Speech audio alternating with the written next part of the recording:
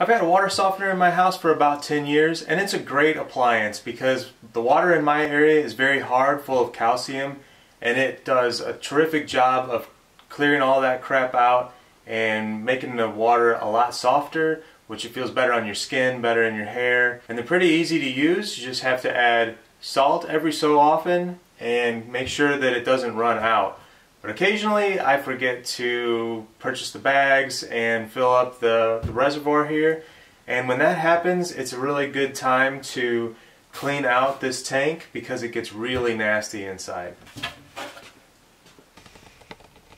Here's a look down in the bottom of the tank. It is really nasty. So there's just a bunch of sludge built up down there. And I gotta be honest, it kinda smells like sewer too. So what I like to do in this situation, which is about once a year, is to disconnect all the hoses and take this outside, dump it out somewhere safe, and clean this out really good.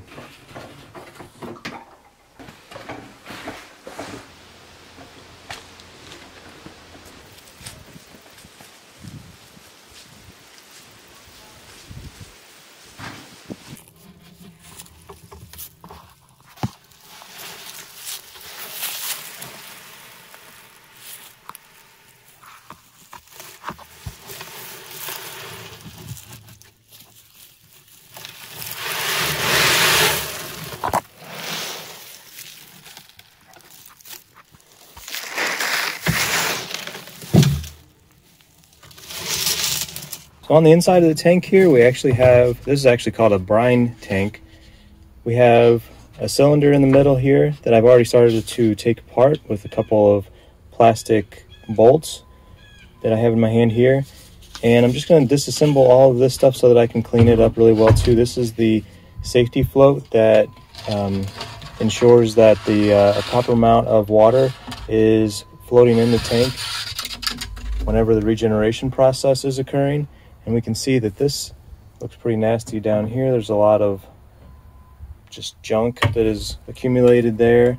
And then down at the bottom of this tube, which is probably hard to see, there's just a lot of crud down there too. A lot of nasty looking black salt and just a lot of scum and other stuff. So I want to clean all this up really well with water before we take it back inside, assemble it, and fill it with salt.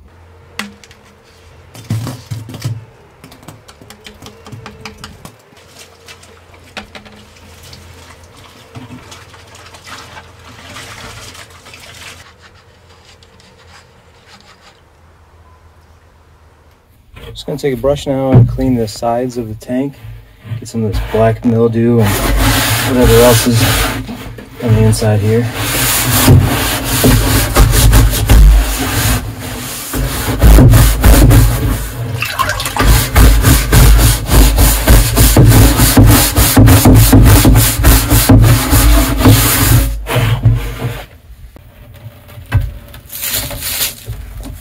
See that black water that comes out of there.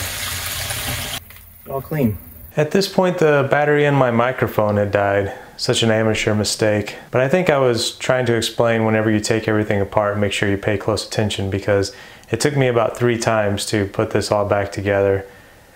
And then I took it back inside, hooked it up before I started filling it with salt. And that was it. It's pretty simple. Just make sure you clean that. It's a little bit of maintenance. It can hopefully go a long way and prevent some further damage and some disgusting smells. If you have any questions, leave them below. Thanks for watching.